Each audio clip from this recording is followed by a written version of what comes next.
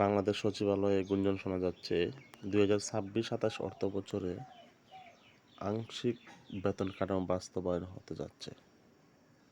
এখানে ১ নাম্বার গ্রেডে ১,৬০,০০০ টাকা, ২ নাম্বার গ্রেডে ১,৩২,০০০ টাকা, ৩ নাম্বার গ্রেডে ১,১৩,০০০ টাকা, চতুর্থ গ্রেডে ১,০০,০০০ টাকা, পঞ্চম গ্রেডে ৮৬,০০০ টাকা, ষষ্ঠ গ্রেডে ৭১,০০০ টাকা, সপ্তম গ্রেডে ৫৮,০০০ টাকা, অষ্টম গ্রেডে ৪৭,২০০ টাকা, নবম গ্রেডে ৪৫,১০০ টাকা, দশম গ্রেডে ৩২,০০০ টাকা, ১১তম গ্রেডে ২৫,০০০ টাকা, ১২তম গ্রেডে ২৪,৩০০ টাকা, ১৩তম গ্রেডে ২৪,০০০ টাকা, ১৪তম গ্রেডে ২৩,৫০০, ১৫তম গ্রেডে ২২,৮০০, ১৬তম গ্রেডে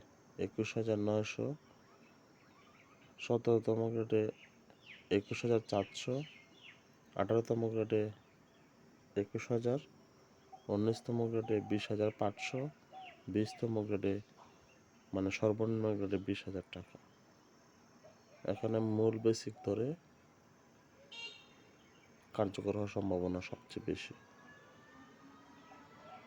প্রস্তাবিত নতুন বেতন স্কেলের সর্বনিম্ন বেতন হবে ২০,০০০ টাকা এবং সর্বোচ্চ বেতন ১,৬০,০০০ টাকা এবং অনুপাত ১:৮।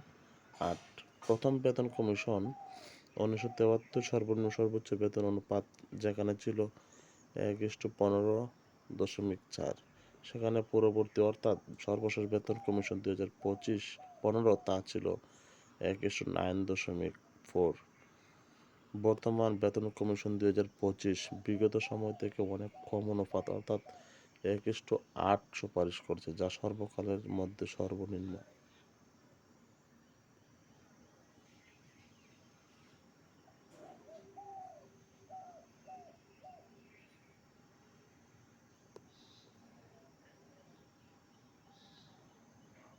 দীর্ঘদিন যাবৎ সরকারি চাকরিজীবীদের দাবির মধ্যে এ দাবিটি সবচেয়ে উল্লেখযোগ্য।